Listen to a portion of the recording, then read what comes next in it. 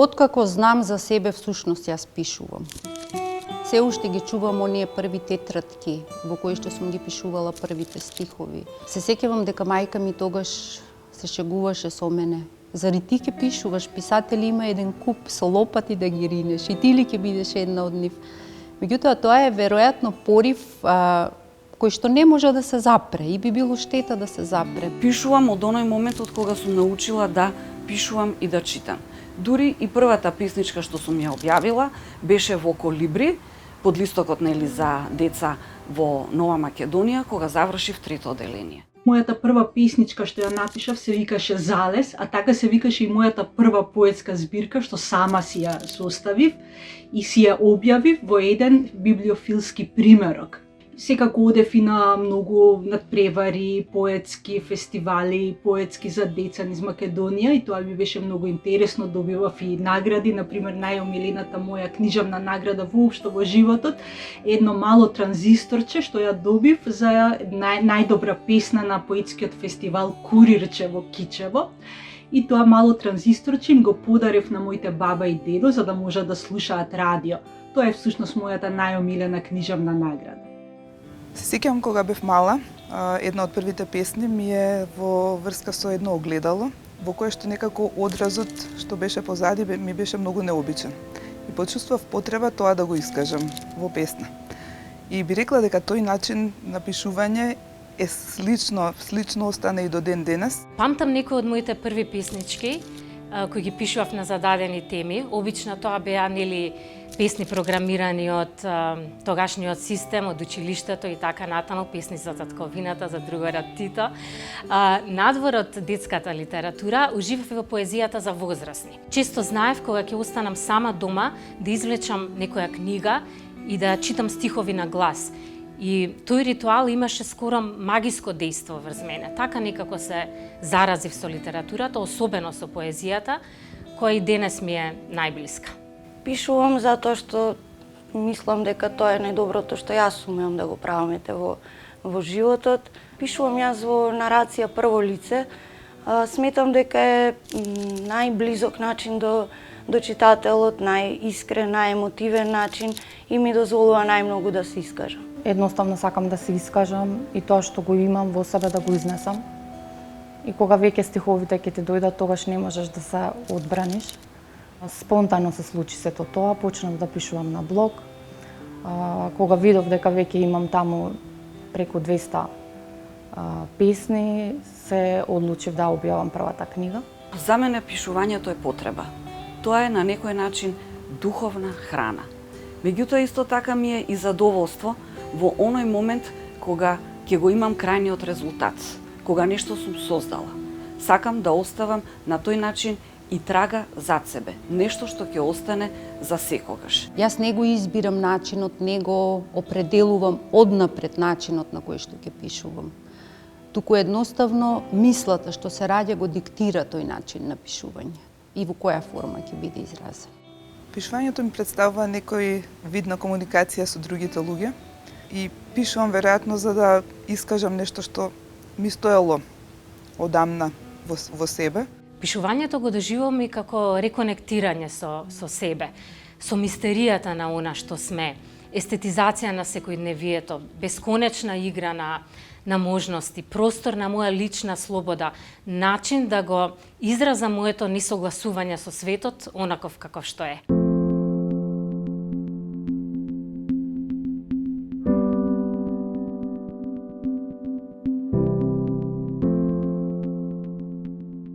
За авторките секогаш било тешко да си го покажат својот креативен труд. Низ историјата сведоци сме дека многу малку жени успеале да се наметнат како вистинска уметничка вредност со своето дело. Дали не твореле доволно, дали не твореле доволно добро, или се она што го обкружува процесот на креација придонело да нивните дела не додат до потполн израз. Би рекла дека ова второто. На полето на литературата со време полека се создава она што го нарекуваме канон на литература, на светска литература или на секоја национална литература. Секое книжевно дело има книжевна судбина. Колку тоа е прифатено од читателите, колку е критикувано од критичарите, колку е забележано од новинарите, од промоцијата, дали некој снимил филм по тоа дело, дали се наметнало да биде дел од програмата за учење во училиштата. Сето тоа придонесува да одделни дела и одделни автори на тие дела бидат сметани за канонски во некоја литература, односно култура. Во целата светска книжевност, а и во нашата македонска, релативно малку жени успеале да бидат дел од таквата канонска литература. Секогаш за жените било 2 пати потешко барем отколку за мажите. Ние и денес живееме во патриархално општество, а во минатото пак уште повеќе. Нормално дека кога се создава тој канон, одлучуваат разни центри на моќ. Тоа може да се идеолошки центри, политички центри, што не било во согласност со таа идеологија, не било прифаќано како канон. Така што не само жените, туку и мажите писатели во некои историски моменти строго биле контролирани од тоа што ќе остане, што ќе влезе во историјата. Пишувањето за мене е игра. Патување. Маја на живот. Извор на енергија. Патување. Дишење. Живот. Првата поврзаност со поезијата ми беше, првата фасцинација ми беше со Тагора во средно училиште, потоа со Петрема Андреевски, а вистински се освестив за моќта на зборот и на македонскиот јазик со стиховите на Архангел, односно со песните од албумот 1 и 2, и тогаш сватив дека поезијата на македонски многу убаво звучи. Беше клучен Марко Цепенков, колку тоа чудно да изгледа, затоа што кога бев многу мала, уште пред да знам да читам, татко ми ги читаше приказните на Марко Цепенков пред легнување и мислам дека тој свет од нашата фолклорна фантастика, дека е првиот свет од книжевноста што ме повел кон неа и за да пишувам. Кога бев дете, најчесто читав една книга која што се викаше Гришо, и ја читав секогаш кога бев тажна, осамена, кога ми беше потребна некаква поддршка, но години подосна кога ја барав таа книга низ библиотеките или на интернет, не може воопшто да ја пронајдам, како никогаш да не постоела, како никогаш да не била напишана. Така што тоа е едно такво чудесно доживување од моето детство со книга која што можеби воопшто и не постои, а за мене е клучна, односно за моето пишување. Тоа сигурно се двете колекции од 3 тома, сказни од целиот свет и сказни од југословенските народи. Кога и да се навратам на некој од овие приказни, ја чувствам возбудата како да ги читам прв пат и некои делови од приказните ги знам буквално на памет. Јас си припаѓам на една генерација која што многу читаше и која што читаше и македонски, односно наши автори, меѓутоа и светски автори преведени на македонски јазик. И мислам дека секако дека постојат имења, значи морам да го спомнам Димитар Солев и неговата Зора за Даголот. Без Петрема Андреевски апсолутно не можеме да зборуваме дека некој нешто пишува во македонската литература. Значи книгите ги сакав како приказни, ама и така ги доживував. Не ги доживував како пишан документ, туку како нешто што се случувало. Значи, баш како сказни кои што се прераскажани врз основа на тоа што му се случило некому. И сакав јас да пишувам во таа смисла, значи да прераскажам нешто, не го поврзував тоа со пишување како професија, например.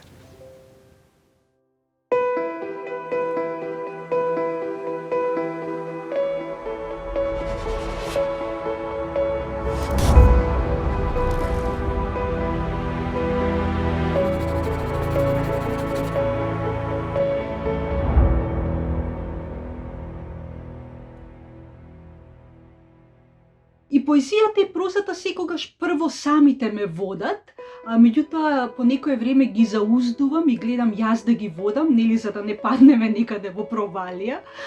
И на тој начин практично кога пишувам секогаш почнувам од нешто што ми е блиско, што го познавам, но што сакам да го истражам. Тоа особено ми е важно во прозата. За да пишувам пред се треба да најдам време. Времето многу тешко се наоѓа, особено за пишување проза. Меѓутоа, мојата инвентивност ми дозволува да си го измислам времето, така што го измислувам во кој да е период од денот кога ќе ја добијам идејата, односно кога веќе сум ја сработила идејата. Идејата за секое мое дело, независно дали е расказ, дали е поезија или е роман, се родила многу претходно пред да почнам да пишувам. Поезијата е поспецифична за разлика од прозата. Поезијата доаѓа поинстинктивно. Јас никој пат не седнувам да речам еве сега ќе напишам песна, туку најпрво таа ми доаѓа обично со 1-2 стиха или цела строфа и тие ми се вртат во главата одреден период кога веќе не можам да избегнам, ќе седнам и ќе ги запишам. Најчесто пишувам на компјутер. Многу често се случува да запишам кога сум во движење во телефон. Се случува некогаш нешто да те чепне и тогаш може како изблик да дојдат наеднаш по 2-3 песни или и повеќе. Поминуваат денови во кои ништо не се запишува. Меѓутоа, многу поважно е да не помине ден без размислување и можеби без читање.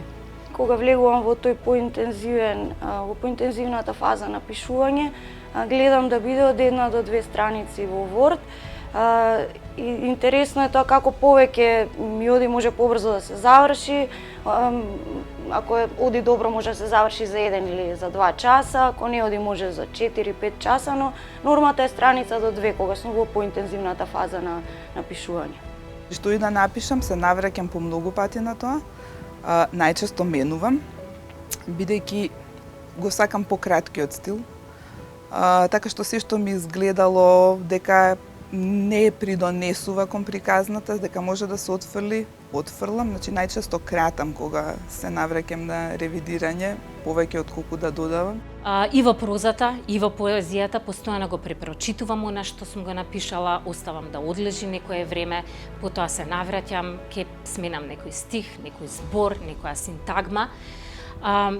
Така што многу ретко ги отварам моите книги, откако веќе ќе бидат отпечатани, откако веќе ќе го добијат конечниот облик, затоа што секогаш ги имам она чувство на налагодност дека можела да биде подобро и дека од оваа перспектива можеби нешто би осмислила и би напишала поинаку. Не сум од писателите што сметаат дека еднаш што ќе напишеш дека тоа е тоа, туку ги читам на глас, гледам каде некој збор штрчи или не се вклопува или можеби има вишок, па ќе скратам.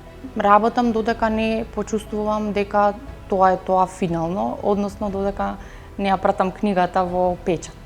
Со поезијата тоа помалку ми се случува. Тоа е некој ненадеен изблик што доаѓа и се запишува. При второ читање може да сменам некои зборови што се повторуваат, редослед на стихови или да избришам некој стих. Повеќе сакам да бришам отколку да додавам. Речи си никогаш. Свесна сум дека ништо не е идеално, дека секогаш може да биде подобро. Свесна сум за недостатоци, нели ништо не е совршено, меѓутоа многу ретко интервенирам. И кога сум се обидувала, сум си го нарушувала тоа што дотогаш ми било напишано.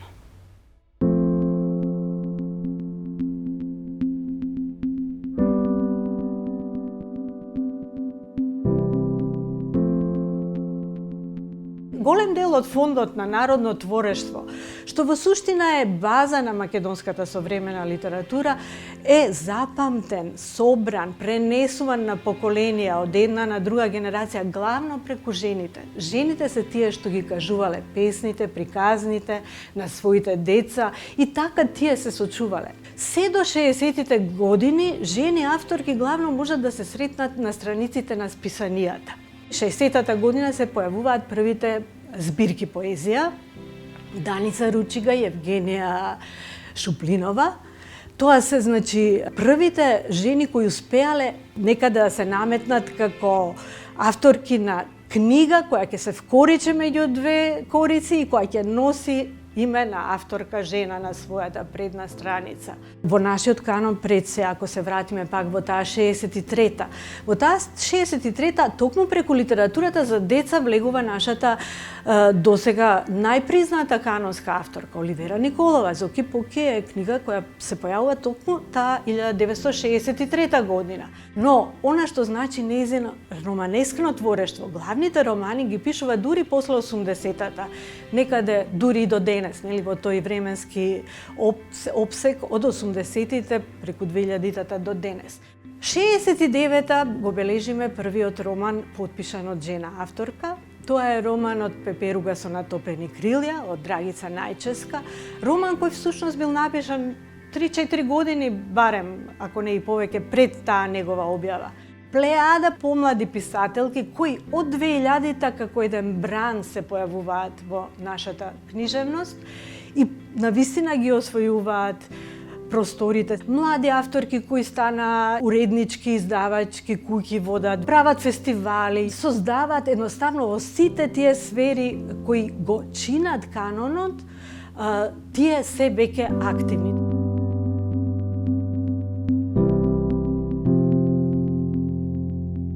Спасување оса.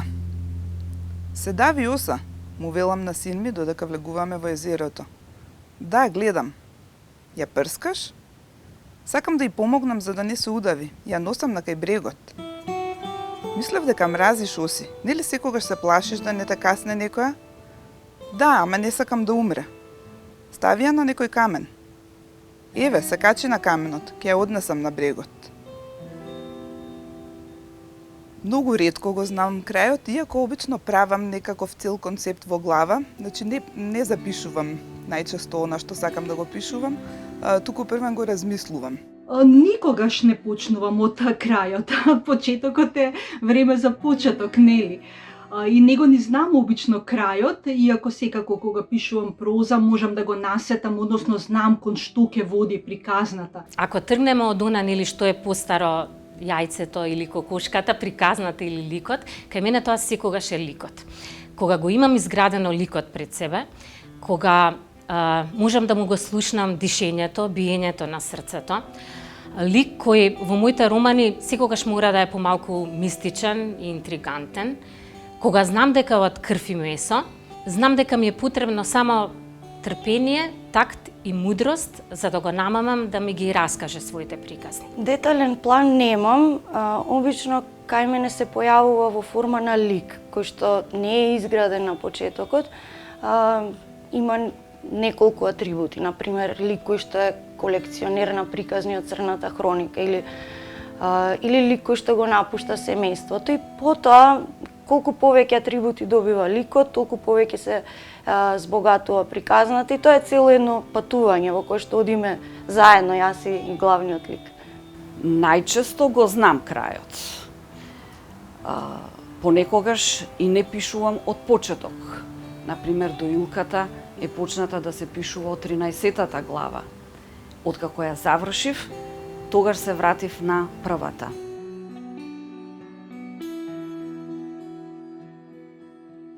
Процес без диагноза.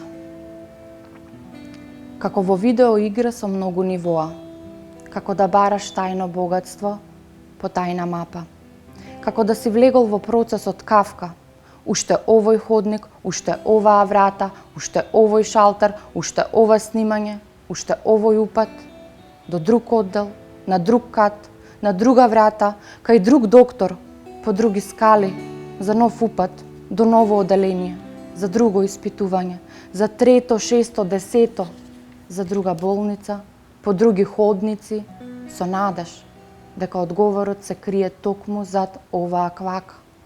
Зад оваа врата ќе ти речат, ти не си за тука, но нема да ти кажат за каде си. И нема да ти кажат дека смртта зема и без диагноза. И дека светлината што ја бараш на крајот на болничкиот ходник е истата онаа светлина што не води на другата страна. Кај мене поезијата е на некој начин огледало на мене и на тоа што ми се случува, и најчесто низ каков период поминувам во животот, такви теми одбирам, ако во По раните дела главна тема ми беше љубовта со примеси нели на еротска поезија. Сега веќе темите се заменети, односно повеќе инспирацијата ја црпев од танатосот, односно болеста и смртта во последните две теми, но исто така многу сакам да пишувам и за филозофски теми, за смислата на животот, на постоењето, за Бог, за минливоста на времето, за тоа што ќе оставиме ние зад себе. Се инспирирам од се што, од секого, но не и секогаш. Кога би се инспирирала секогаш, би морала секогаш и постојано да пишувам. Но секако инспирацијата доаѓа од моето окружување, од општеството во кое што живееме, од луѓето што ги среќавам, од некоја мисла. Во поезијата пред се инспирирам од некоја мисла што ќе ме зафати и едноставно ја развивам таа мисла со поетскиот израз. А во прозата секогаш се инспирирам од некој настан. И сега дали е тоа конкретен, реален настан или измислен настан е друго прашање, меѓутоа секогаш ме инспирира нешто што е поврзано со нашиот живот, со нашата реалност. Ме инспирираат и тие универзални теми, љубовта, смртта, но она што особено, можеби во секоја моја книга го имам застапено е животот како тест и созревањето, без разлика дали се работи за некој млад женски лик, дали за машки лик, дали за лик кој што доаѓа од некоја помала средина, тоа созревање и сите предизвици со кои што мора да се соочи за, условно речено, да го положи тој животен тест. Во некои периоди повеќе ги гледам општествените случувања, политичките случувања и така некои поголеми неправди ме засегаат во смисла на тоа дека сметам дека се тоа важни теми за кои што треба да се зборува и сакам да ги пренесам во приказна. Во некои периоди пак исто така ги гледам луѓето околу себе, ги наблюдувам, се обидувам да анализирам зошто реагираат на еден или друг начин, па тие приказни се можеби полични, изгледа како да не се поврзани со некои општествени случувања, иако тие се неразделни работи секогаш. Се што се случува околу нас и во нас, всушност ги диктира темите за кои што пишуваме. Авторите не пишуваат тогаш кога се среќни. Пишуваат нешто кога ги боли, пишуваат кога нешто ги допира лично. Мислам дека последниве 2-3 години најболна ми е состојбата со нашата држава или несостојбата. Време во ова невреме во кое што живееме. Така всушност се роди мојот ракопис Глуво време. Затоа што како никој да не слуша она што го зборуваме, она што го кажуваме, како да не идуваме на глуви уши. На некое подсвесно ниво, верувам дека се предизвикувам со некоја фраза или со некоја тема, верувам дека сето она што ќе го слушнеме, што ќе го прочитаме, сето она што ќе го допреме, сето она што ќе го искусиме во животот, во одреден миг оживува во нас, се реактивира и на некој начин се рефлектира и во она што го пишуваме. Она што го носам како идеја, како тема во себе, може да биде толку и да стане толку обсесивно, што самото да почне да ме предизвикува да седнам да го напишам. Тоа обично се случува со моите романи, но и во поезијата има мисли и стихови кои што ги носам со години, ги запишувам секако на некои харти или во тефтерчиња и така натаму и едноставно не ме оставаат на мира. Предизвиците се поставуваат пред мене самите. Јас, како што реков, го немам ни толку многу времето за јас да си поставувам предизвици, ама тие некако доаѓаат пред мене и ми велат, види, јас сум сега тука и ти мораш да ме напишеш, ти мораш да ми дадеш форма, мораш да ми дадеш облик, како знаеш, инаку ќе ти стојам на патот. Јас морам да се фатам во костец со тој предизвик.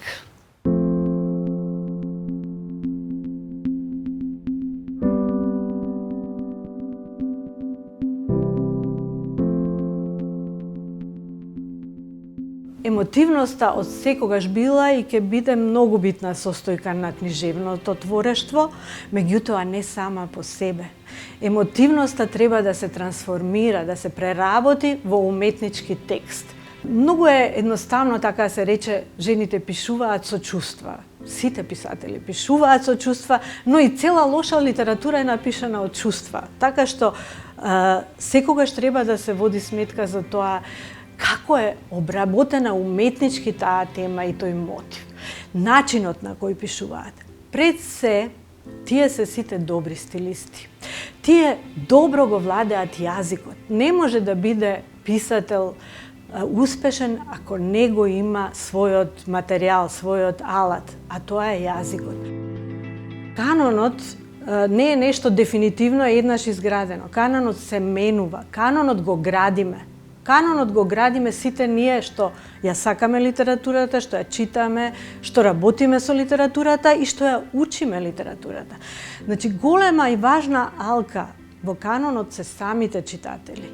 Во 21. век сигурно канонот ќе биде многу побогат со жени кога после многу децении некој ќе се сврти назад и ќе истражува што се творело и како се творело во овој век.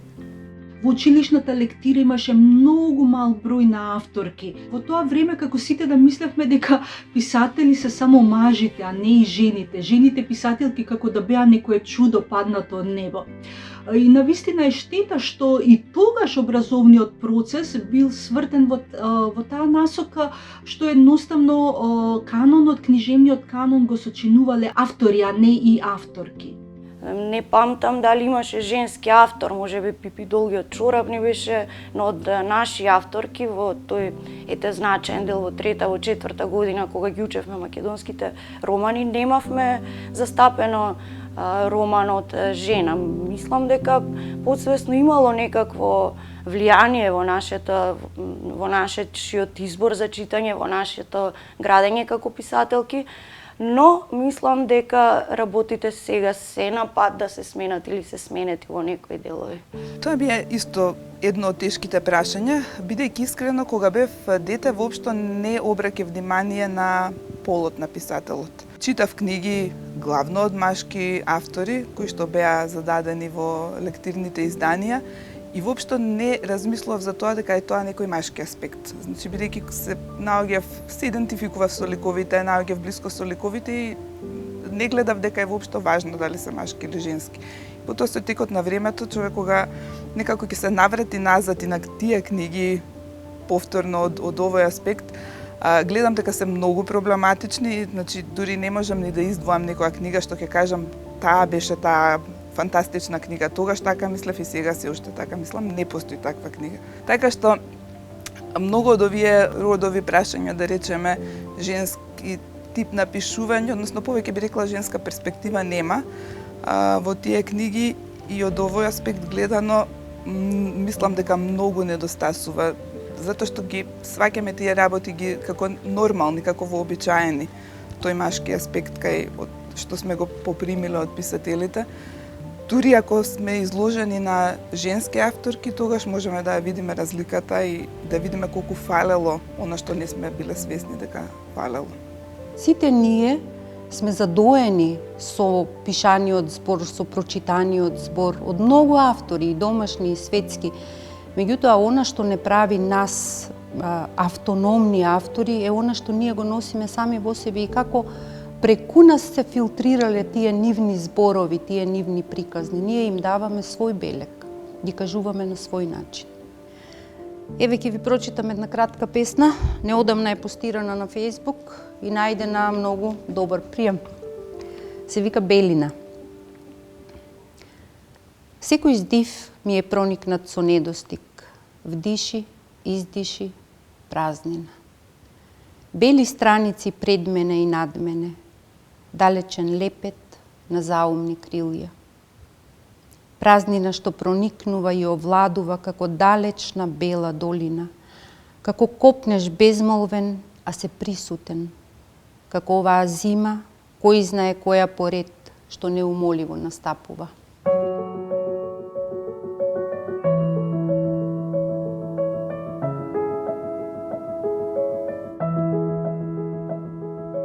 Мојот стил на пишување е многу лиричен и многу нежен, меѓутоа не би го оквалификувала како женско писмо. И на крај што значи тоа женско писмо? Да, ние треба да се залагаме за правата на жените авторки, да сме застапени и мислам дека тоа со нашите дела и со нашиот труд постепено го добиваме.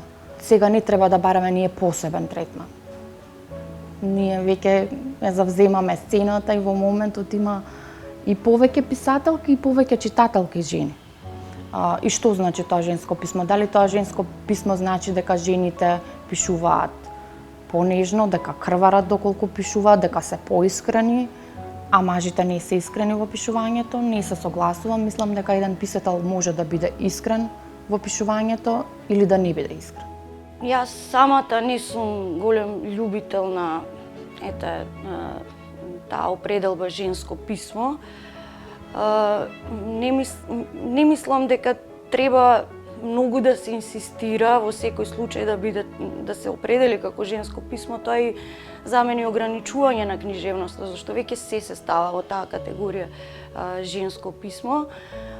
Мислам дека може да биде добро за книги во смисла кои што праќаат порака за заштита од дискриминација на жената, за поголема застапеност, но не во секој случај и по секоја цена.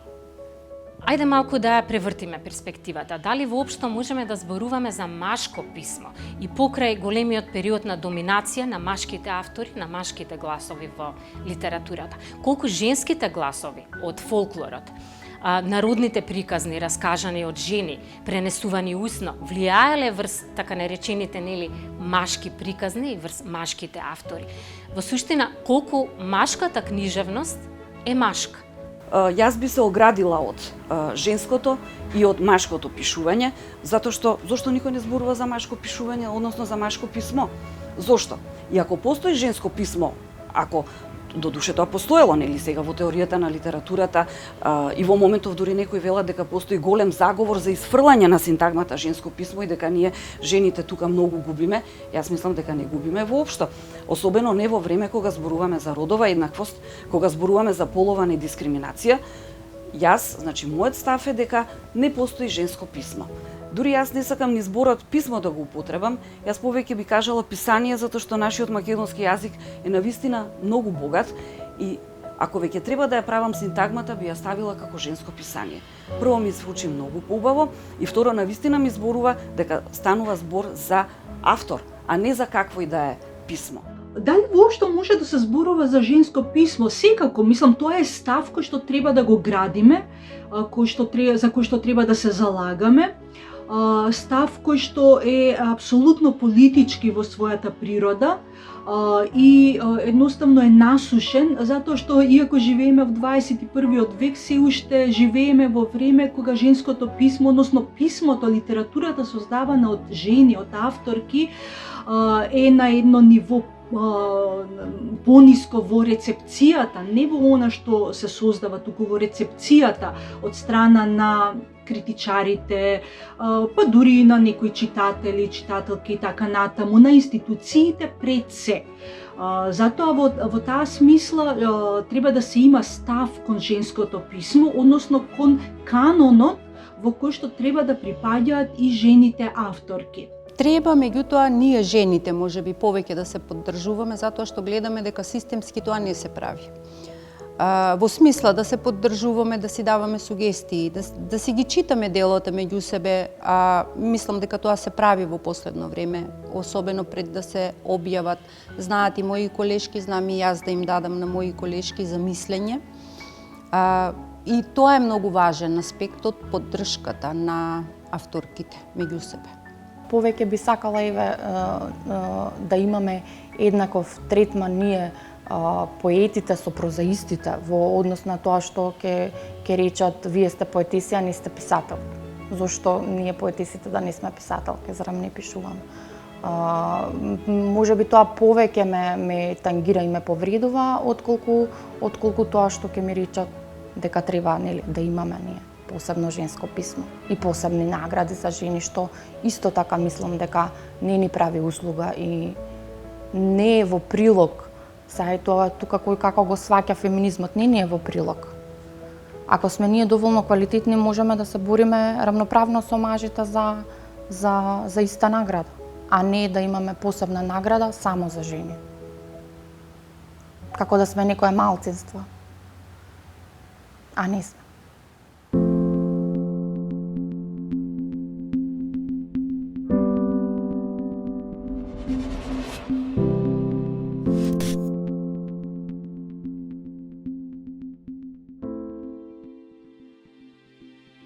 Уметничкиот збор ќе си го најде патот до младиот читател. Меѓутоа, уметничкиот збор треба да се погрижиме и сите ние што сме дел од тој процес на сочувување, на растење на книжевноста, да биде навистина достапен, да биде близок до младите генерации. Средните училишта, гимназиите се местото каде што треба најнапред да се сретнат младите луѓе, не само со она што значи историја на литературата, што значи за некои минати времења, туку и она што значи сегашна литература. Тука би рекла и литературата од жени авторки, но и литературата на млади автори кои сега допрва се пробиваат во светот на литературата. Затоа што па и самите читатели се дел од таа нивна канонизација понатаму. Затоа ни е потребен едуциран читател, читател кој ќе има изграден вкус, за да може да се пофалиме еден ден дека имаме една култура која е достоинствена и во која уметничките вредности се почитуваат. Во моето тело. Јас сум турист во моето тело и немам мапа во рацете. Некој што случајно ќе помине, ќе ми го покаже патот до квартот на музеите, до големите паркови, плоштадот, до реката што се влева во моето име. Што правам во меѓувреме? Пијам макијато во едно тивко кафуле и ги листам дневните весници напишани на јазик кој никогаш не го научив. Секогаш се сеќавам кога се враќав од некое патување. Небото се разведруваше, сонцето паѓаше врз ангелите од мермер. И дури тогаш им ги забележував насмевките на лицата. Пренесувањето, преосмислувањето, превреднувањето на традицијата на женската книжевност во услови на повеќе милениумска доминација на машкото писмо на ова поле, истовремено е и долг кон културата и книжевноста, сватена нели пошироко од националните рамки и еден вид на активистички чин. За жал, жените авторките, значи не се толку застапени и во препорачуваната литература за читање, до ден денес, и во лектирните изданија во школите.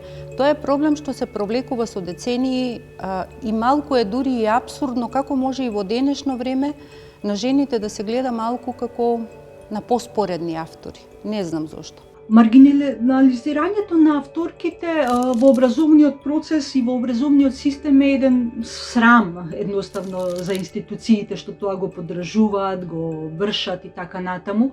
Мислам дека е крајно време институциите во Македонија да се заложат за тоа во образовниот процес да влезат и делата од македонските и од светските авторки. Едноставно, целото знаење обично потекнува од училиштата. И вака генерално кога разговарам со луѓе, главно ги знаат оние писатели, писателки кои што биле во училиштата, за кои што имале лектири или се предавало и така натаму, така што тоа знаење дефинитивно треба да се проширува. Оно што го забележувам кај нас во македонската современа литература, бројот на жените авторки е се поголем и поголем. И што е најважно, ние ја добиваме и убавата критика од нашите колеги, мажи, автори или критичари. Тоа мене особено ме радува. И од тука Министерството за култура мора да изврши поголема промоција на жените автори, да изнајде различни модули како тоа да го направи. Еден од нив е нивно представување пред учениците. Друг е секоја жена авторка Министерството за култура да ја го даде вистинското место, а не само издавачката куќа, а не само одредена група на читатели. Па Министерството за образование треба повеќе да обрне внимание на програмата и на учебниците токму на застапеноста на женски авторки во литературата. Министерството за култура треба да ја поддржува нашата книжевност во секоја смисла. Особено сметам дека има простор за подобрување во поддршката на нашата литература во странство, значи да се инвестира во тие преводи. Ние имаме одлични книги кои што остануваат тука на еден мал простор, мал јазик, мал пазар, а може да просто да го имаат целиот свет како потенцијален читател. Писателството е индивидуален чин. Меѓутоа, секој од нас индивидуално ќе постигне, но нема да направи општествен исчекор напред, ако не сме здружени, ако не настапиме како цела книжевна сцена, заедно сложни прозаисти, поети, драмски автори, афористичари, сите заедно, критичари. И да ги кажеме гласно работите и да се избориме, не, ова не може веќе вака да се прави.